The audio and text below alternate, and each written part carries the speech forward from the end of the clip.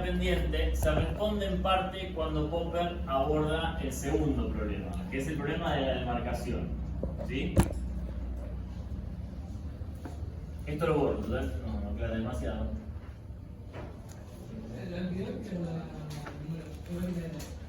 ¿Qué cosa?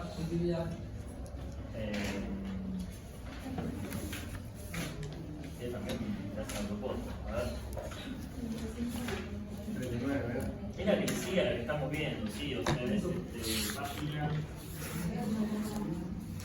39 empiezan a estudiar. Ahí. 39 de las actividades.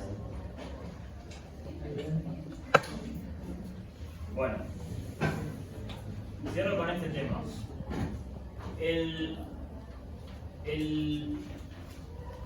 El problema de la demarcación es la pregunta por qué distingue a la ciencia de la pseudociencia o metafísica. O sea, qué distingue la ciencia auténtica de otras cosas que pretenden ser científicas o pretenden dar un conocimiento válido, pero que no son ciencias. ¿Sí? La historia es esta. Popper, el joven Popper, estaba estudiando con ustedes y tenía algún conocimiento de la física de Einstein, tenía algún conocimiento de la química de la época, y al mismo tiempo empezó a estudiar temas vinculados con el psicoanálisis y con el marxismo. ¿Sí? Y él decía, entre la física y el marxismo, la física por un lado, el marxismo y el psicoanálisis por el otro, yo noto que hay alguna diferencia. Pero una diferencia que va más allá de los temas. Claramente el psicoanálisis no se ocupa de lo mismo que la física.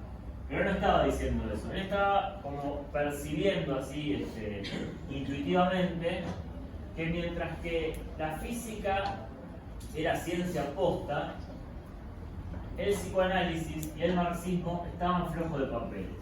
Había algo ahí que hacía, en su intuición, la de Popper, considerar que no eran verdadero conocimiento, a pesar de que pretendían serlo. Me refiero al marxismo y al psicoanálisis. ¿Sí? Si alguien tiene alguna duda ideológica de para qué lado patea Popper, ahora ya pueden saber para qué lado patea. ¿Sí? Claramente no es marxista. No es un zurdo empobrecedor. Bueno, entonces, la pregunta del criterio de demarcación es ¿qué distingue, si es que algo, a la ciencia auténtica de la pseudociencia? Que algo que se presenta como científico pero que no es. Entonces, Profe, sí. ¿podría ser el método de cómo se investiga? Sí, en parte tiene que ver con eso. Lo que va a decir más específicamente Popper es lo siguiente. Primero, en la primera parte hablamos del problema de la inducción, ¿sí? Y nos dijimos que en realidad la inducción no sirve para justificar enunciados como este. Luego dijimos que quedaba pendiente la pregunta entonces cómo se justificaban, porque estos enunciados forman parte de la ciencia, ¿sí? O sea, nos debe una explicación Popper. Está bien, le aceptamos el rechazo al inductivismo, pero ahora queda pendiente que nos explique por qué en la ciencia se acercan estos enunciados. Y eso está conectado con el segundo problema, ¿sí? Lo que va a decir es que, en definitiva, lo que va a decir Popper es que no se puede probar la verdad de estos enunciados. Entonces, si esperan eso, no va a pasar. Ahora, entonces, ¿qué diferencia la ciencia de la pseudociencia? Porque uno podría pensar que la diferencia es que mientras que la ciencia está basada en hechos y probada los enunciados de la ciencia a través de hechos, la pseudociencia no. O sea, la diferencia de la ciencia de verdad con la astrología, la ciencia de verdad con el terraplanismo, la ciencia de verdad con el creacionismo, la ciencia de verdad con el movimiento antivacunas, que la diferencia estaría en que esos pseudoconocimientos no se justifican en los hechos. Y la ciencia de verdad sí. ¿Entiende la idea? Uno podría pensar ingenuamente, antes de cursar IPC, que la diferencia entre los terraplanistas y los que hacen ciencia de verdad es que los que hacen ciencia de verdad justifican sus afirmaciones a través de los hechos. Y los terraplanistas no. ¿Sí? Lo que está diciendo Popper en este punto es: mirá que estos enunciados no se pueden justificar nunca. Así que, si esa es la diferencia con los terraplanistas, no hay diferencia. Porque la ciencia usa estos enunciados y no se pueden probar como verdaderos de forma concluyente. Por lo que venimos diciendo, por muchos cisnes que vos veas, no puedes decir que son todos blancos. ¿Me entiendes este momento de la discusión? Lo que dice Popper es: el criterio que distingue ciencia de no ciencia es otro. No tiene que ver con poder probar la verdad de una afirmación o de una hipótesis. Eso no se puede. No se puede probar la verdad de forma concluyente.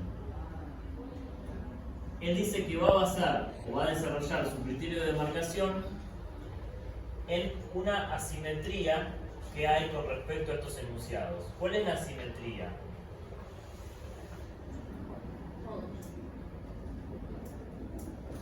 La asimetría es esta. ¿Cómo yo o qué bastaría para probar que esto es falso? Que haya un cisne que no sea blanco. O sea, un solo caso que encuentre que no sea blanco, esto queda refutado. O sea, es falso. ¿Sí? Si es cierto que hay un cisne negro en el patio de mi casa, si esta afirmación es cierta, esta es falsa. Eso no quedaría en válido. No, acá no es un razonamiento todavía. Estamos diciendo algo más sencillo. Si esta afirmación es verdadera, esta es falsa. ¿Se entiende por qué? Que al revés, si esto es verdadero, esto no puede ser verdadero también. Tiene que ser falso. Si todos los cines son blancos, no puede haber un cine negro en mi patio. ¿Sí? Bueno, parece que estoy diciendo lo mismo, pero es diferente lo que estoy diciendo. Bueno, lo que dice Popper es justamente este tipo de enunciados, las hipótesis, o las hipótesis científicas, tienen una simetría en el sentido de que, si bien no se pueden verificar, en el sentido de que no se pueden probar de forma concluyente como verdaderas, sí se pueden refutar. O sea, sí se pueden probar como falsas. ¿Sí? Y en eso se va a agarrar para hacer o para plantear su criterio de demarcación. Lo que va a decir Popper es que un enunciado es científico o puede formar parte de la ciencia si es falsable.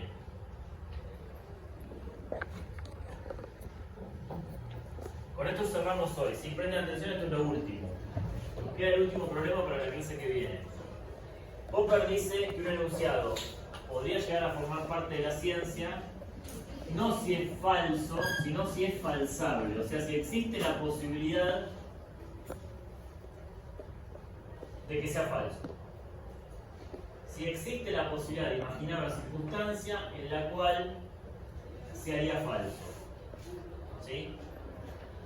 Y eso pasa con este enunciado. Yo les pregunté en qué circunstancias o qué bastaría para que ustedes dijeran que esto es falso y me dijeran, bueno, si hubiera un cisne negro acá ahora, esto sería falso.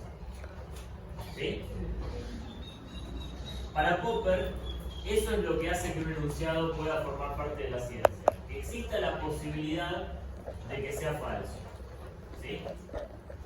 El defecto que Popper veía cuando se da cuenta en las otras disciplinas, como el psicoanálisis y el marxismo, era que justamente no eran falsables.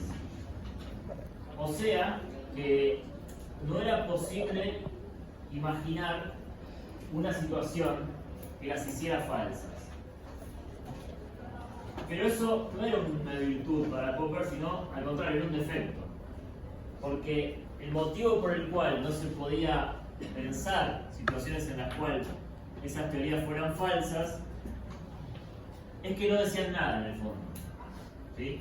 Volvamos al ejemplo de del horóscopo, ¿sí?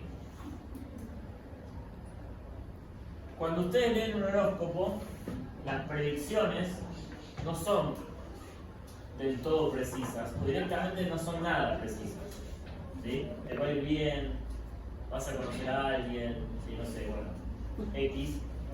Pero les pido por favor que los que están guardando hagan todo lo que tienen que hacer y salgan si quieren salir.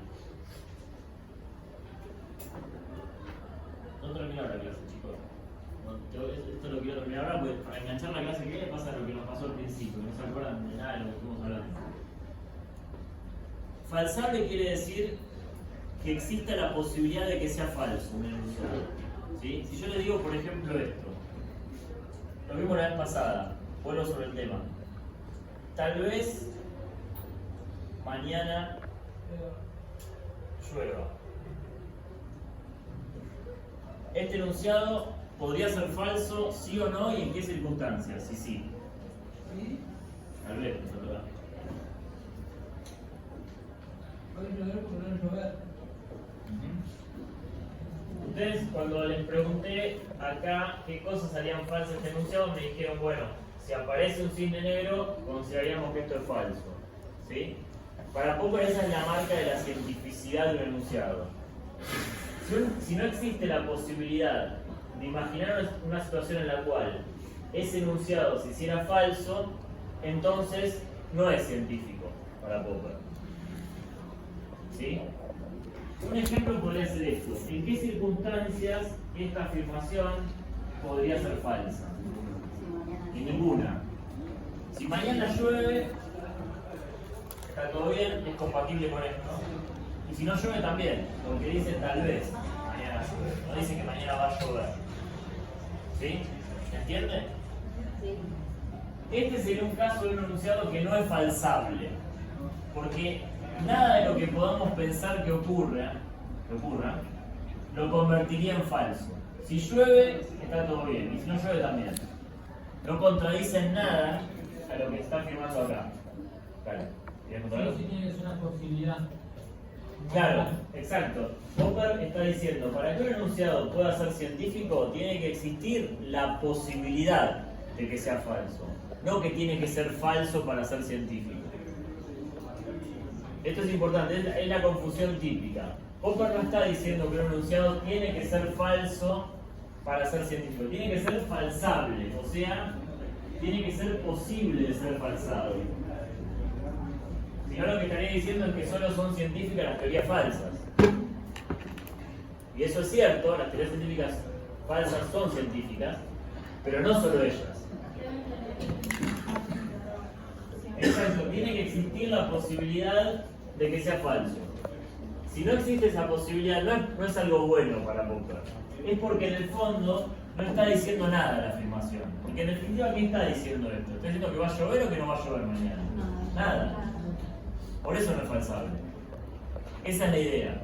Él piensa que el marxismo y el psicoanálisis hacen algo parecido a eso. No afirman nada concreto, entonces nunca le erran. Pero no le erran no porque sean verdaderos, sino porque no dicen nada concreto. Entonces, como no dicen nada concreto, no se pueden equivocar. Entonces dice Popper, la ciencia de verdad dice cosas concretas acerca del mundo y por eso puede fallar. Lo distintivo de la ciencia es que puede fallar. Desconfíen de aquellas afirmaciones que no podemos imaginar siquiera cuándo serían falsas. Eso es chamullo, en el fondo, no es ciencia, lo que diría Popper, ¿no? Dale. Ese último enunciado puede ser.